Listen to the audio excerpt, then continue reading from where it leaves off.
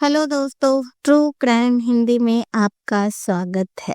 बुढ़ाड़ी case कल हमने उस पे वीडियो बनाया था। आज हम बुढ़ाड़ी केस डायरी में लिखा मौत का नियम उसके बारे में आज बात करेंगे। मैं छोटी छोटी वीडियो बनाती हूँ तो थोड़ा सारी चीजें लिखना या बोलना आसान नहीं है, तो छोटा छोटा वीडियो आप भी बोर ना हो और सारी जानकारी आपको मिल सके। ये रियल है। दिल्ली एक आम सा इलाका, बुढ़ाड़ी एक आम सा घर, संत नगर। लेकिन 1 जुलाई 2018 की सुबह जब उस घर का दरवाजा खुला तो पूरे देश की नींद उड़ गई। 11 लोग, एक ही परिवार, एक ही घर, एक ही तरह से मरे हुए हैं। और फिर पुलिस को मिली 11 से ज्यादा डायरियां। इन डायरियों में ना डर था ना पछतावा, बल्कि लिखा था ये आत्महत्या नहीं है। डायरी लिखने वाला कोई साधारण इंसान नहीं था। ललित भाटिया, परिवार का छोटा बेटा, दिखने में शांत, व्यवसाय में शामिल, पर अंदर से टूटा हुआ। 2007 में ललित का एक्सीडेंट हुआ। कहा जाता है उसके बाद उसकी आवाज चली गई, वो बोल नहीं पा रहा था। लेकिन 2007 के बाद ही डायरी लिखी जाने लगी। डायरी में लिखा था कि पिताजी नारायण देवी के पति मुझसे बात करते हैं। यानी मर चुके पिता की आत्मा ललित से संवाद कर रही थी और परिवार ने इस बात पर सवाल नहीं किया। डायरी कोई भावनात्मक लेख नहीं थी, वो थी एक नियम पुस्तिका। डायरी में लिखा था घर में अनुशासन होना चाहिए, जो नियम तोड़ेगा वह दोषी होगा। सब एक साथ रहेंगे, एक साथ करेंगे। डायरी में मैं शब्द नहीं था, हमेशा लिखा होता था यह किया जाए, ऐसा होना चाहिए, जैसे कोई आदेश दे रहा हो। अब आते हैं सबसे डरावने हिस्से पे। डायरी में साफ लिखा था फांसी नहीं कहलाएगी, यह बंधन है। पैर जमीन पर रहेंगे, आंखों पर पट्टी होगी, कान में रुई होगी।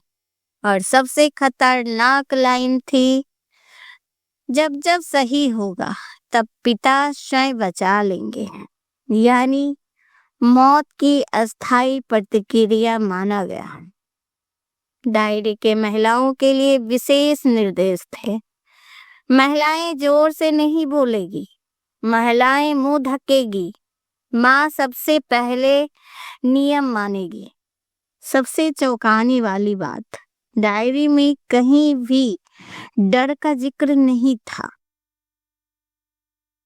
पुलिस को घर में मिले फ्रिज में भरा हुआ खाना बना हुआ था, मोबाइल चार्ज था, बच्चे के स्कूल बैग तैयार थे।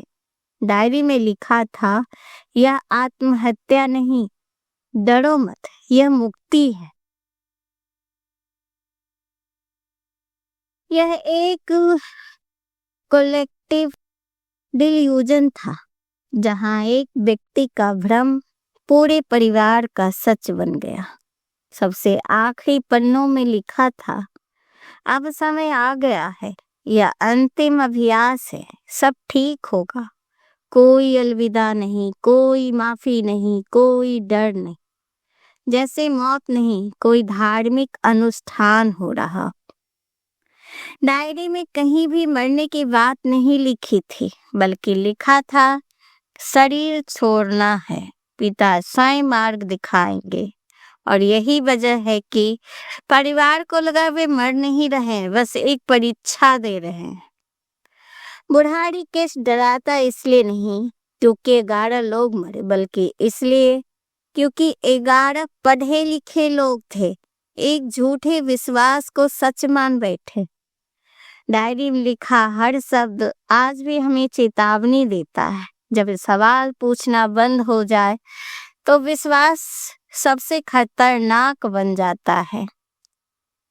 शरीर छोड़ना है, पिता स्वयं मार्ग दिखाएंगे। ये दो पंक्तियां अगर किसी किताब में होती तो शायद आध्यात्मिक लगती, लेकिन जब ये पंक्तियां 11 लोगों के मौत के बाद एक डायरी में मिले तो ये शब्द प्रार्थना नहीं खतरा बन जाते। बुढ़ारी केस में सबसे डरावनी चीज लाशें नहीं थी, सबसे डरावनी चीज उनका विश्वास। मौत शब्द का ना होना, डायरी के किसी भी पन्ने पे मरना, आत्महत्या या खत्म होना जैसा शब्द नहीं थे। हर जगह लिखा था शरीर छोड़ना, बंधन करना, डरना नहीं, यानी मौत को रिवाइंड कर दिया गया था।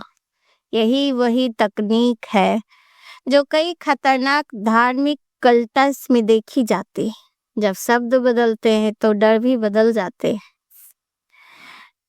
डायरी में पिता कोई याद नहीं, कोई तस्वीर नहीं थी, पिता थे एक अदृश्य आदेश। ललित को विश्वास हो गया था कि उनके पिता की आत्मा उसे निर्देश दे रही है। और जब किसी परिवार में एक व्यक्ति को ईश्वरीय माध्यम मान लिया जाए तो सवाल मर जाते हैं। माँ सवाल नहीं करती, भाई सवाल नहीं करते, बच्चे तो बिल्कुल ही नहीं। यह आत्महत्या क्यों लगी उन्हें बताया गया था कि सब वापस आ जाएंगे।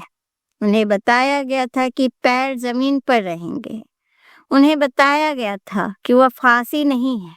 डायरी में लिखा था अगर सब सही होगा तो पिता स्वयं बचा लेंगे। यानी यह फाइनल स्टेप नहीं बल्कि फाइनल टेस्ट था। सामूहिक भ्रम था। यह केस बताता है कि इंसान अकेले पागल नहीं होता, पूरा परिवार एक साथ भ्रम में जा सकता है। और जब एक व्यक्ति का भ्रम बन जाए, अनुशासन बन जाए और डर का इलाज बन जाए तो यह सच लगने लगता है। और सबसे खतरनाक बात, कोई भी खुद को मरता हुआ नहीं मान रहा था। अगर वे जानते कि वे मरेंगे तो कोई चिट्ठी होती, कोई रोता, कोई भागता, लेकिन वहां शांत चेहरा, बंधी आंखें, बंद मुंह, क्योंकि उनके लिए अंत नहीं था, यह एक परीक्षा थी। जब विश्वास में सवाल मर जाए तब मौत की मूंछ लगने लगते हैं। पिता बोलते हैं, यह वाक्य अगर कोई बेटा बोले तो हम इसे भावनात्मक मान लेते हैं, लेकिन जब यह वाक्य डायरी में नियम बन जाए तो यह भावना नहीं रहती, आदेश बन जाती है। बुढ़ारी केस में सब कुछ यही से शुरुआत होता है। नारायणा देवी के पति की मौत के बाद घर में एक खाली जगह बन गई। वही व्यक्ति जो फैसले लेता था, अनुशासन रखता था, परिवार को जोड़ कर रखता था, उस खालीपन को किसी ने सवालों से नहीं भरा, उसे आवाज में भर दिया गया।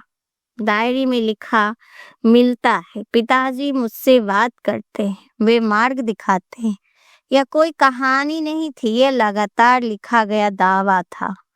ललित खुद को माध्यम मानने लगा और परिवार में उस माध्यम पर विश्वास कर लिया। यही एक बड़ा मुंह आता है, ऑथोरिटी डिल्यूजन।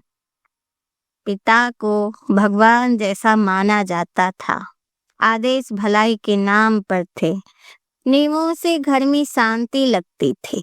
डायरी में कहीं नहीं लिखा अगर ना मानो तो सजा, लेकिन हर पंक्ति में था डर का अनुशासन।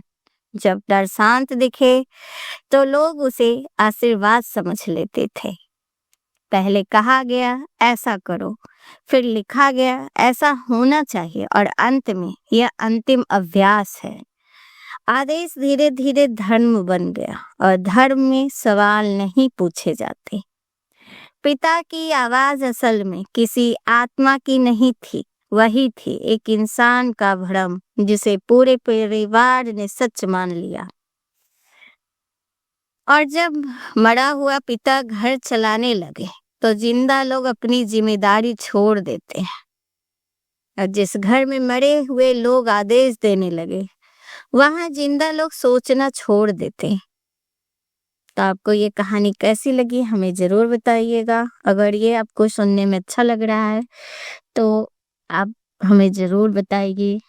कमेंट कीजिए, लाइक कीजिए, शेयर कीजिए, सब्सक्राइब कीजिए। थैंक यू मेरी वीडियो सुनने के लिए।